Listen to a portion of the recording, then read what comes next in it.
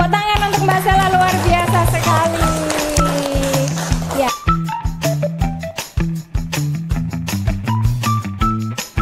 Assalamualaikum warahmatullahi wabarakatuh. Perkenalkan, nama saya Puji Romdona.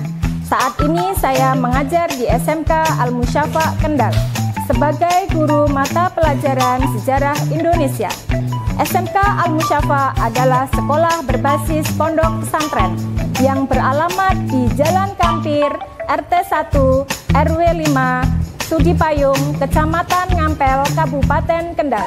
Dengan jumlah siswa total 773 yang terdiri dari 26 rombel, 4 kompetensi keahlian, yaitu 1. Teknik kendaraan ringan, 2. Teknik dan bisnis sepeda motor, 3. Tata busana, dan yang keempat, tata boga. Saya mahasiswa pendidikan profesi guru dalam jabatan Angkatan 1 kategori 3 tahun 2023 di Universitas IKIP Veteran Semarang dengan nomor induk mahasiswa 9423110020. Hari ini saya akan melakukan uji kinerja guru yang bertempat di SMK Al-Musyafa Kendal pada kelas 10 TPU 2 dengan materi teori masuknya ajaran Islam di Indonesia.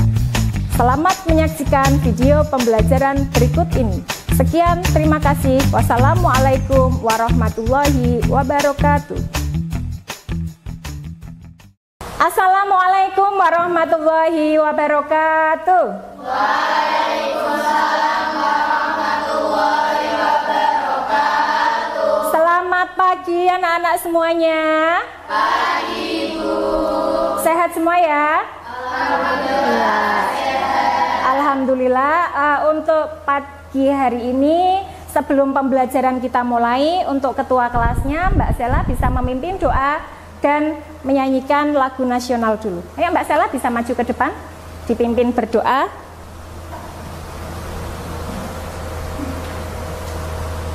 Sini saja enggak apa-apa. Berdoa mulai.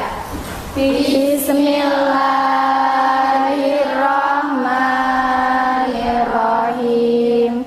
Allahumma sholli wa sallim ala sayyidina Muhammadinil Fatihil lima uliqa. Hiduplah Indonesia yang kedua. Indonesia tanah airku, tanah tumpah darahku. Di sanalah aku berdiri, jadi pandu ibuku. Indonesia kebangsaanku, bangsa dan tanah airku. Marilah kita berseru, Indonesia bersatu. Hiduplah tanahku, hiduplah negeriku, bangsaku, rakyatku semuanya. Bangunlah jiwanya, bangunlah badannya untuk Indonesia Raya. Indonesia Raya, merdeka, merdeka, tanahku, negeriku yang ku cinta. Indonesia Raya, merdeka, merdeka, hiduplah Indonesia Raya.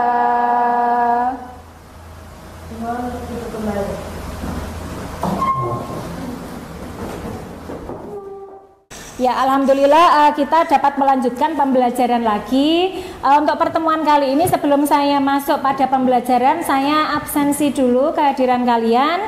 Semoga nihil. Perhatikan ya, didengarkan baik-baik. Namanya nanti saya sebut: Amalia Rustiana Dewi, Alvina Kuroida, Azza Melani, Azhara Putri, Ana Zahra Tunisa, Davina, Fatma Nisa, Hani Maftuha, Hani Aulia, Laila Tunasiha, Miftah Puji, Naila Hoirunisa, Naila Kurotu Aini, Nia Aisyah, Putri Kusuma, Sela Arafatul Laili, Zakia Nadine. Ya, ini berangkat semua ya. Ya, alhamdulillah nihil, dan tetap jaga kesehatan biar kalian tetap semangat belajarnya. Ya, untuk pagi hari ini semuanya sehat ya. Sudah mandi semua ya? Sudah, alhamdulillah. Sudah sarapan? Sudah. Sarapannya pakai apa tadi? Pakai nasi. Sama mie. Ya, alhamdulillah. Semoga kita selalu diberikan kesehatan. Ini Ibu akan menayangkan tujuan pembelajaran yang akan kita capai pada hari ini. Ya, ini motivasi penyemangat dulu bagi kita semuanya agar kita belajar sejarah itu tidak berpikir sejarah kingko kon ngapal ke. Enggak. Belajar sejarah itu enggak melulu pada hafalan, tetapi belajar sejarah itu adalah belajar yang sangat menyenangkan. Pendidikan bukanlah proses mengisi wadah yang kosong, melainkan pendidikan adalah proses menyalakan api pikiran. Mengingatkan untuk materi yang lalu, pertemuan yang sudah berlalu kemarin, kita sudah membahas tentang perkembangan kebudayaan masa Hindu-Buddha. Ya, untuk materi hari ini, yaitu materi kelanjutan tentang teori masuknya ajaran Islam di Indonesia. Apa kaitannya kebudayaan pada masa Hindu-Buddha dengan kebudayaan saat ini? Itu sangat berkaitan sekali. Contohnya, dengan masuknya Islam, ya, tahu Islam ya, kita semua agamanya Islam ya? Ya, alhamdulillah. Karena saya yakin kalian semuanya di pondok pesantren ilmu agamanya lebih baik mungkin daripada saya. Ya, karena kalau Bu Puji belum pernah mondok, kalau sampean semuanya kurang lebih di pondok itu sudah hampir 5 tahun, ya, sudah hampir 5 tahun. Sehingga kalian mungkin pengalaman tentang perkembangan Islam atau persebaran Islam, bagaimana cara penyampaian ajaran-ajaran Islam di masyarakat itu kalian sudah lebih paham, sudah lebih istilahnya itu lebih kompeten. Nah, di sini saya akan menyampaikan kaitannya dengan kebudayaan Hindu-Buddha. Kalau kebudayaan Hindu-Buddha yang sudah tersebar di masyarakat Indonesia, terus kemudian dengan masuknya Islam di Indonesia, itu sangat mempunyai pengaruh, terutama dalam kebudayaannya. Islam masuk di Indonesia tidak meninggalkan kebudayaan yang sudah ada. Ya, budaya-budaya Islam yang dibawa oleh orang-orang dari luar negeri datang ke Indonesia itu tetap melestarikan budaya yang sudah ada. Contoh, pada budaya Hindu-Buddha, di ajaran Hindu-Buddha itu kan ada yang namanya sesembahan. Ya, sesembahan. Di dalam Islam, sesembahan tersebut atau sesaji-sesaji tersebut dimanfaatkan oleh para ulama, digunakan untuk perkembangan Islam dengan cara selamatan. Itu kalau di Islam. Ya, jadi kalau di Hindu-Buddha itu namanya persembahan-sesembahan kepada dewanya, kemudian di dalam Islam ya itu dijadikan sebagai sodakoh atau selamatan, bahasa Jawanya seperti itu. Tahu ya, sodakoh, sedekah, ya. Tujuannya apa? Kalau di dalam Islam tujuannya adalah mengharapkan keberkahan dari Allah, sedangkan pada ajaran Hindu-Buddha dipersembahkan untuk para dewa. Ya, tujuannya sebenarnya sama, hanya kepercayaannya saja yang berbeda. Gitu. Kemudian untuk teori masuknya Islam di Indonesia, ini saya akan mempertanyakan dulu. Ya, akan bertanya kepada kalian semuanya. Kira-kira ya sejak kapan kalian masuk Islam? Misalkan Mbak Sela, sejak kapan masuk Islam Mbak Sela? Sejak lahir, betul. Masuk Islam itu sejak lahir. Karena apa? Ketika Mbak Sela dilahirkan sama ibunya, sama ayahnya Mbak Sela itu, ketika Mbak Sela keluar langsung diadani oleh bapaknya. Jadi secara otomatis Mbak Sela sejak lahir sudah menganut ajaran Islam. Ya, begitu juga kalian semuanya. Kemudian di dalam keluarga kalian ya selalu diberikan ilmu-ilmu agama. Entah itu mulai dari cara doa-doa harian, kemudian bacaan-bacaan Iqra, ya, kemudian baca Al-Qur'an, sampai dengan orang tua menginginkan kalian itu di pondok pesantren agar mempunyai ilmu agama yang lebih kuat seperti itu. Kemudian siapa yang sudah pernah pergi ke Masjid Agung Demak? Ngacung, yang sudah pernah, yo, yang sudah pernah ngacung. Ya, Mbak Sela sama Mbak Putri. Ya, Mbak Sela sama Mbak Putri sudah pernah pergi ke Masjid Agung Demak. Mbak Putri rumahnya mana Mbak Putri? Bali. Mbak Putri rumahnya Bali saja sudah pernah ke Masjid Agung Demak. Masa kalian yang rumahnya Kendal sini belum pernah? Besok pergi ya? Jalan-jalan ke Demak ya? Iya, karena di Demak itu asal munculnya perkembangan Islam yang ada di Pulau Jawa. Ya, Mbak Sela, ketika pergi ke Masjid Agung Demak, apa yang kamu lihat? Apa yang kamu dapatkan? Ada menara. Ada menaranya. Terus? Pergi ke makam, ya. Jadi Mbak Sela sudah pernah pergi ke sana. Bisa membayangkan nggak Masjid Agung Demak itu seperti apa? Sudah pernah lihat gambarnya ya? Sudah, alhamdulillah kalau sudah. Ya, mungkin itu pertanyaan pemantik sebagai penyemangat belajar kita mengenai teori masuknya ajaran Islam di Indonesia. Kemudian tujuan pembelajaran yang akan kita capai pada hari ini mengenai teori masuknya Islam, yaitu menganalisis kelemahan dan kekuatan teori masuknya agama Islam dengan tepat melalui kegiatan tayangan video. Ya, kemudian peserta didik menganalisis teori proses masuknya agama dan kebudayaan Islam di Nusantara atau di Indonesia. Peserta didik mampu mempresentasikan hasil diskusinya dan peserta didik mampu membuat laporan hasil diskusi. Jadi untuk pembelajaran pada pagi hari ini nanti silahkan kalian mengamati video terlebih dahulu. Setelah mengamati video nanti akan saya bagi menjadi beberapa kelompok. Setelah itu kalian membentuk kelompoknya masing-masing. Habis itu kalian berdiskusi ya. Kemudian setelah diskusi selesai nanti kalian akan maju mempresentasikan hasil diskusi kalian.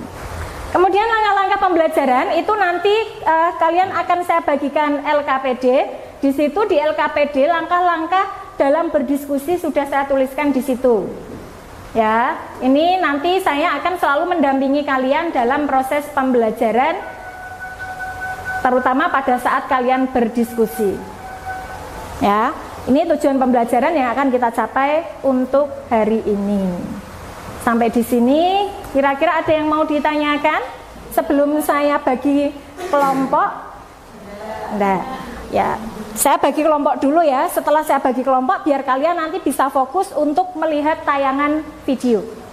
Ya, untuk kelompok 1, kelompoknya saya yang menentukan, akan saya random biar kalian tidak bisa milih karo besti-besti ini dewe-dewe. Gitu ya. Untuk kelompok 1 dari ujung sana, kelompoknya Mbak Siha. Ya, itu nanti teori Persia. Kemudian untuk kelompok 2, 1, 2, 3, 4, ini nanti dapat jatah teori Mekah. Ya.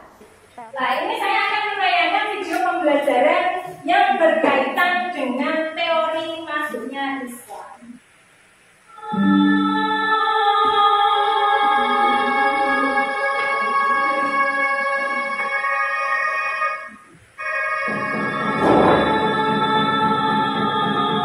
Selamat datang kembali di channel Catatan Media. Semoga video ini bermanfaat dan menambah pengetahuan kalian. Simak video ini sampai akhir agar kalian dapat menangkap semua informasi yang kami berikan. Selamat menonton.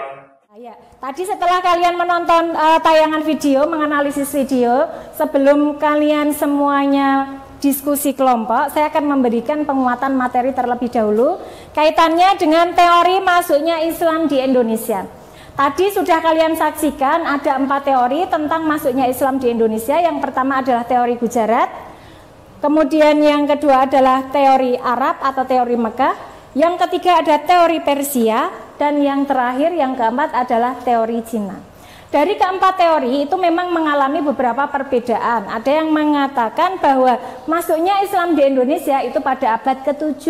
Ada juga yang mengatakan perkembangan Islam di Indonesia itu pada abad ke-13. Kalian nggak usah bingung ya. Jadi kronologinya itu seperti ini. Sebelum masuknya Islam atau sebelum Islam berkembang di Indonesia, itu kan sudah berkembang ajaran Hindu-Buddha terlebih dahulu.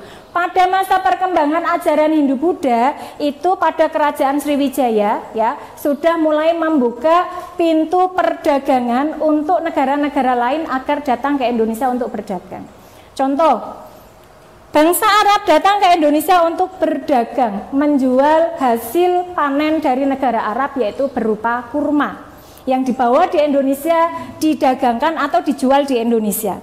Kemudian ketika orang Arab itu pulang ke negara Arabnya sana, membawa rempah-rempah yang dibeli dari Indonesia untuk dijual di negaranya Arab sana. Kemudian negara Cina. Cina itu adalah penghasil keramik, penghasil sutra, membawa dagangannya datang ke Indonesia untuk dijual di negara Indonesia, karena memang Indonesia adalah tempat yang sangat strategis, menjadi pusat perdagangan internasional.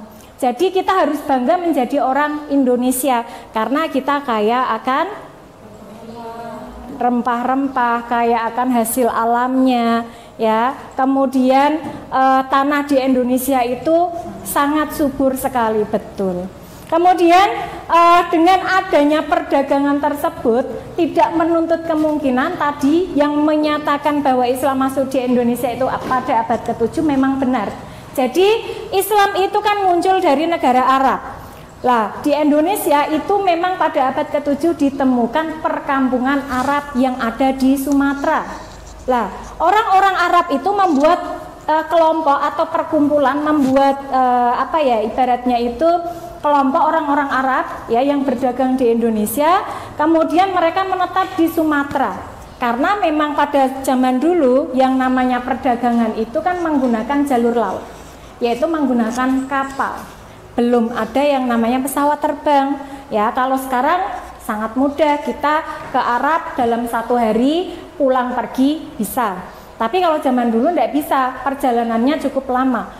Butuh waktu berbulan-bulan bahkan sampai bertahun-tahun ketika mereka melakukan perdagangan, sehingga tidak menuntut kemungkinan mereka menetap di Indonesia itu cukup waktu lama.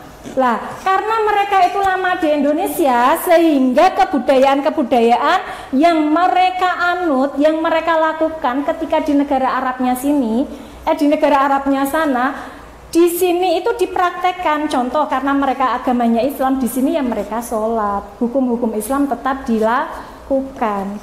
Lah, itu pada abad ke-7 memang sudah muncul perkampungan Arab. Kemudian Islam itu berkembang pada abad ke-13, memang betul bahwa menurut teori dari Gujarat, yaitu menyatakan Islam berkembang pada abad ke-13. Lah, memang betul. Jadi Islam itu berkembang pada abad ke-13 karena Islam sudah masuk pada abad ke-7. Kemudian orang-orang Arab itu sambil berdagang mereka juga menyebarkan ajaran agamanya. Kemudian Islam bisa berkembang.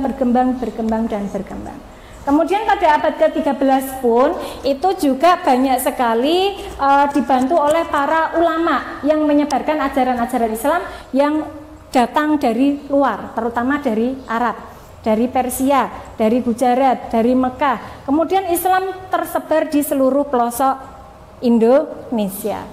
Dan juga tidak lepas dari peranannya Wali Songo.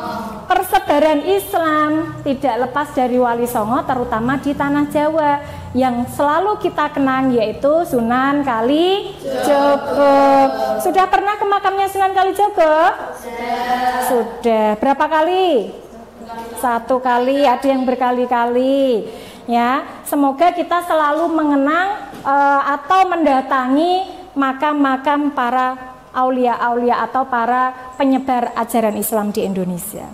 Lah, Untuk Sunan Kalijogo yang ada di Jawa Tengah mungkin kalian sudah tahu sejarahnya seperti apa. Terus kemudian untuk Wali Songo sudah hafal belum nama-namanya? Sudah. Setelah ini kalian bisa masuk ke kelompoknya masing-masing, kemudian kalian mendiskusikan hasil pengamatan video yang sudah kalian saksikan tadi. Silakan langsung ke kelompoknya masing-masing.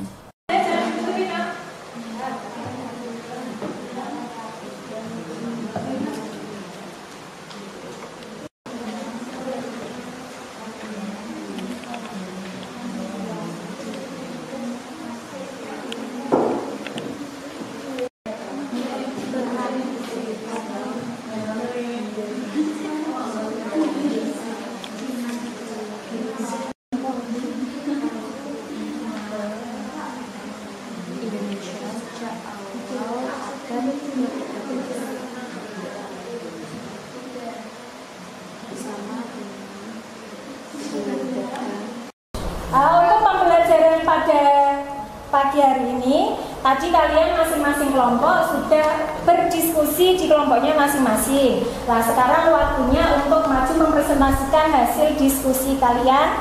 Ya, nanti ketika temannya maju presentasi, kalian sebagai audiennya bisa memberikan pertanyaan atau masukan kepada kelompok yang sedang maju di depan. Oke? Siap ya? Siap. Ya, jadi nanti bergantian. Ketika kelompok satu sudah selesai, ganti kelompok kedua. Untuk kelompok yang lain juga bisa memberikan pertanyaan atau masukan ya kepada kelompok yang sedang mempresentasikan hasil diskusinya. Kalau semuanya sudah paham, sudah jelas, untuk presentasi dari kelompok yang pertama bisa dimulai ya? Ya, oke, bisa dimulai untuk kelompok satu. Assalamualaikum warahmatullahi wabarakatuh. Waalaikumsalam warahmatullahi wabarakatuh. Alhamdulillah, kami dari kelompok 3 telah selesai berdiskusi tentang teori Gujarat. Jadi sebelumnya perkenalkan dulu, saya Sela Rofatulaili sebagai moderator. Yang kedua yaitu penyampaian materi. Yang pertama akan disampaikan oleh Nadine, yang kedua yaitu oleh Hani Aulia, yang ketiga oleh Miftah Puji, yang keempat yaitu oleh Putri Kusuma. Nah, mari kita simak hasil diskusi kelompok kami. Silahkan Mbak Nadine. Masuknya Islam di Indonesia pada abad ke-5 tidak bisa dilepaskan dari sejarah pandangan dan pelayanan antar benua yang berlangsung pada masa itu. Kendati demikian, para ahli masih bersilang pendapat tentang bagaimana proses masuknya budaya dan agama Islam, termasuk hingga bisa mengalahkan kebudayaan dan agama yang telah ada sebelumnya. Jadi yang pertama itu adanya teori Gujarat, terus disertai bukti dan fakta pendukung. adanya teori Gujarat. Jadi yang pertama yaitu teori Gujarat. Tokoh yang mendukung teori ini adalah para ilmuwan Belanda seperti Picknapple dan Moken, yang mengatakan bahwa agama Islam ke Indonesia ialah orang-orang Arab yang sudah lama tinggal di Gujarat. Menurut mereka, Islam masuk ke Indonesia sejak awal abad ke-13 Masehi bersama dengan hubungan dagang yang terjalin antara masyarakat Nusantara dengan para pedagang Gujarat yang datang dengan jalur Indonesia sampai Timur Tengah Eropa. yang juga sebagai ilmuwan Belanda berpendapat bahwa hubungan dagang Indonesia dengan orang-orang Arab, orang-orang Gujarat telah berlangsung lebih awal dibanding dengan orang-orang Arab. Teori masuknya Islam di Indonesia dicetuskan oleh Nurul dan Picknapple ini didukung oleh beberapa bukti. Yang pertama, batu nisan Sultan Samudra Pasai Malik As-Saleh 1297 dan batu nisan Syekh Maulana Malik Ibrahim di Gresik memiliki kesamaan dengan batu nisan yang berada di Kambas. Dua, hal ini juga bersumber dari keterangan Marco Polo dan Venesia, Italia yang pernah singgah di Perla tahun 1299. Ia menceritakan bahwa di Perla sudah banyak penduduk yang memeluk Islam dan banyak pedagang Islam dari India yang menyebarkan agama Islam. Selain memiliki bukti, teori ini juga memiliki kelemahan, yaitu ditunjukkan pada dua sangkalan. Pertama, masyarakat Samudra Pasai menganut mazhab Syafi'i, sementara masyarakat Gujarat lebih banyak menganut mazhab Hanafi. Kedua, saat Islamisasi Samudra Pasai, Gujarat masih merupakan kerajaan Hindu. Sekian presentasi dari kelompok kami. Ada yang mau ditanyakan?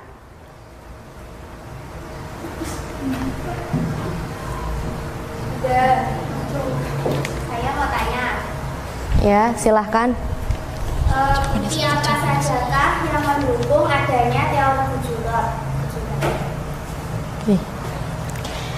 Buktinya itu ditemukannya nisan makam Malik As-Saleh pada tahun 1297. Sudah? Ada yang mau bertanya lagi? Tidak. Sekian presentasi dari kelompok kami. Kami tutup. Wassalamualaikum warahmatullahi wabarakatuh.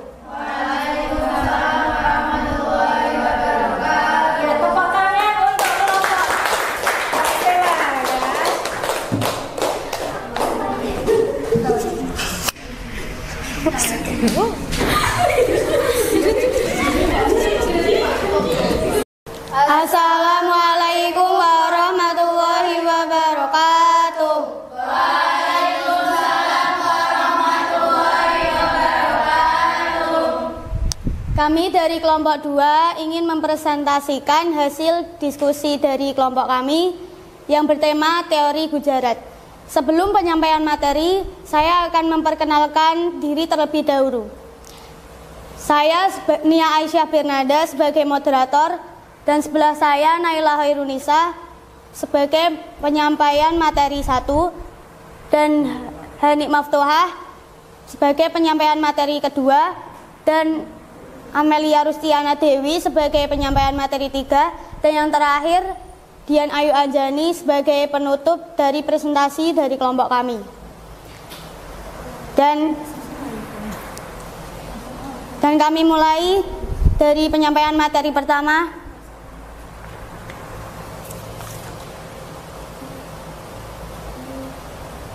Teori Makkah atau teori Arab menyatakan bahwa proses masuknya Islam di Indonesia berlangsung saat abad ke-7 Masehi.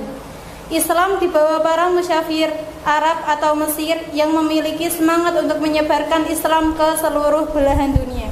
Tokoh yang mendukung teori ini adalah Van Lover, Anthony H. Jones, T.W. Arnold, Buya Hamka, Naquib Al-Attas, Kaiser, M. Yunus Jamil, dan Crawford. Teori masuknya Islam di Indonesia didukung beberapa 3 bukti utama, yaitu 1. Pada abad ke-7 yaitu tahun 674 di pantai barat Sumatera sudah terdapat perkampungan Islam Arab. Dengan pertimbangan bahwa perdagangan Arab sudah mendirikan perkampungan di Katon sejak abad ke-4. Hal ini juga sesuai dengan berita Cina. 2. Kerajaan Samudra Pasai menganut aliran madhab Syafi'i, di mana pengaruh madhab Syafi'i terbesar pada waktu itu adalah Mesir dan Makkah. Sedangkan Gujarat atau India adalah penganut madhab Hanafi.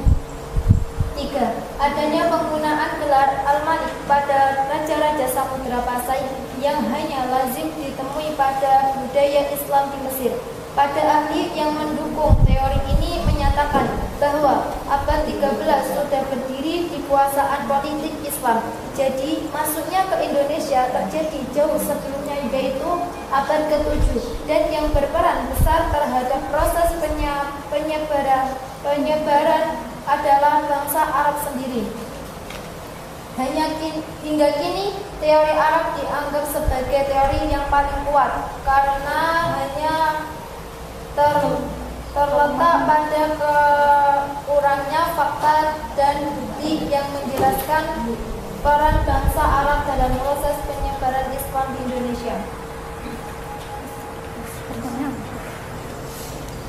Dan kami akan membuka pertanyaan. Bagi yang ingin bertanya, mohon tunjuk tangan.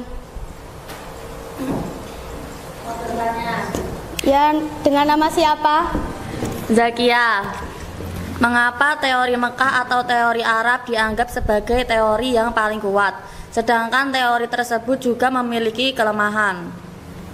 Baik, karena berdasarkan hasil seminar nasional masuknya Islam ke Nusantara yang diadakan pada tahun 1969 dan tahun 1978, mereka menyimpulkan bahwa Islam masuk ke Nusantara pada abad ke-7 Masehi dan langsung dari tanah Arab, dan daerah yang pertama kali disinggahi adalah pesisir Sumatera. Ada yang mau bertanya lagi? Ada.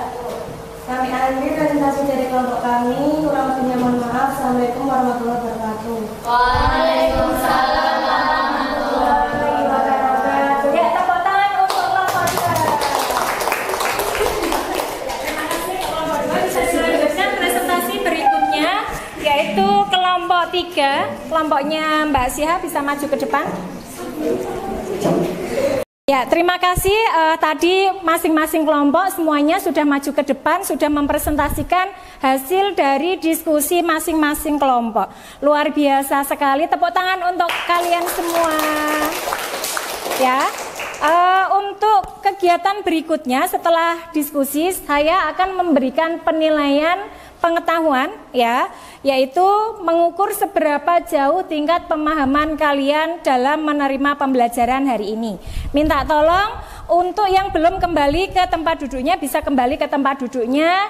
Saya akan membagikan soal dan bisa kalian kerjakan. Langsung saja dikerjakan di kertas yang saya bagikan, oke?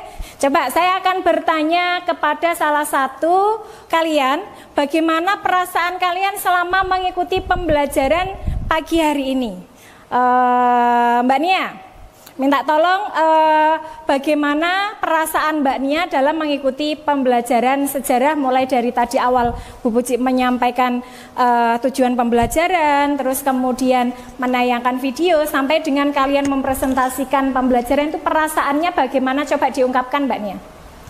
Ya, perasaannya senang bisa menambah ilmu tentang penyebaran Islam di Indonesia, di Nusantara.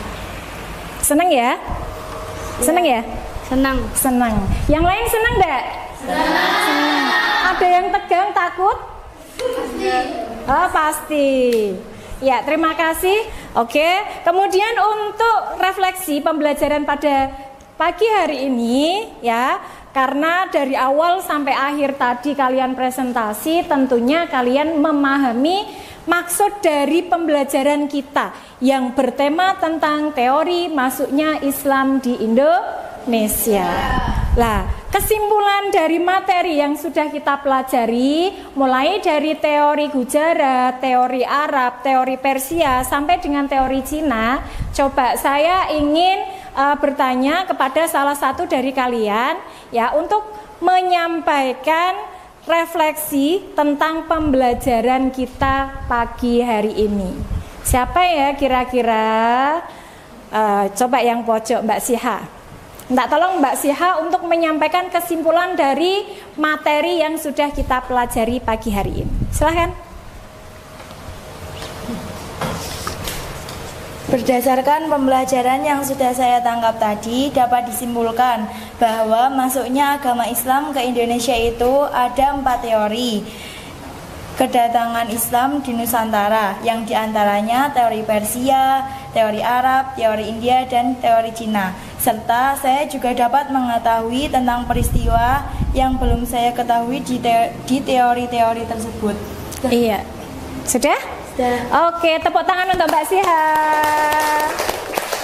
Ya, terima kasih Mbak Siha. Itu menurut Mbak Siha mengenai kesimpulan dari materi yang kita pelajari hari ini. Satu lagi ya untuk penguat materinya, biar kita semua itu benar-benar bisa memahami untuk teori-teori masuknya Islam di Indonesia. Siapa lagi ya? Tadi dari kelompok sana sudah, sekarang berarti pindah ke yang ujung utara. Saya, Bu. Oh ya, Mbak Sela. Oke, Mbak Sela, silahkan Mbak Sela memberikan kesimpulan, menarik kesimpulan dari materi pembelajaran yang kita pelajari hari ini. Silahkan. Jadi menurut saya setelah pembelajaran hari ini saya jadi tambah tahu tentang teori-teori masuknya Islam ke Indonesia. Pertanyaan saya dulu jadi terjawab. Dulu saya pernah bertanya-tanya gini, kenapa kok di Masjid Agung Demak itu ada menara yang di situ perpaduan antara Hindu dan kenapa kok dijadikan menara di masjid gitu. Terus sekarang sudah kejawab, ternyata itu perpaduan antara kebudayaan agama dulu, agama Hindu dan agama Islam. Karena ternyata Islam itu Hindu Buddha itu lebih dulu masuk daripada agama Islam. Lalu saya juga mengetahui beberapa teori yang masuk, teori Islam yang masuk, yaitu terdapat teori Gujarat, Makkah, Persia, dan Cina. Selain itu juga kita jadi tahu bagaimana cara penyebaran Islam itu di Indonesia, yaitu melalui perdagangan, melalui dakwah, melalui perkawinan, dan juga melalui hidup berbaur dengan masyarakat di sekitar. Sekian, terima kasih. Oke, tepuk tangan untuk Mbak Sela, luar biasa sekali. Mungkin itu yang dapat kita pelajari untuk pembelajaran sejarah pada pagi hari ini. Setelah ini mungkin bisa dilanjutkan sama pelajaran yang lainnya. Tetapi sebelum saya tutup, saya akan menyampaikan pembelajaran yang akan kita pelajari di pertemuan yang akan datang. Minggu depan kita akan belajar tentang kerajaan-kerajaan Islam yang ada di Indonesia. Ya, jadi nanti kalian bisa browsing-browsing dulu, bisa baca-baca materi dulu tentang kerajaan Islam itu yang ada di Indonesia itu apa saja. Ada Samudra Pasai, ada Demak, ya, dan yang lain sebagainya bisa kalian cari tahu terlebih dahulu. Jadi ketika kita di kelas itu kita sharing-sharingnya lebih enak. Oke? Oke. Terima kasih ya untuk pembelajaran pada pagi hari ini. Sebelum saya akhiri, saya mohon maaf yang sebesar-besarnya apabila ada kata-kata atau perbuatan yang kurang berkenan di hati kalian semuanya. Bu Puji mohon maaf yang sebesar-besarnya. Sekian dari saya. Wassalamualaikum warahmatullahi wabarakatuh. Waalaikumsalam warahmatullahi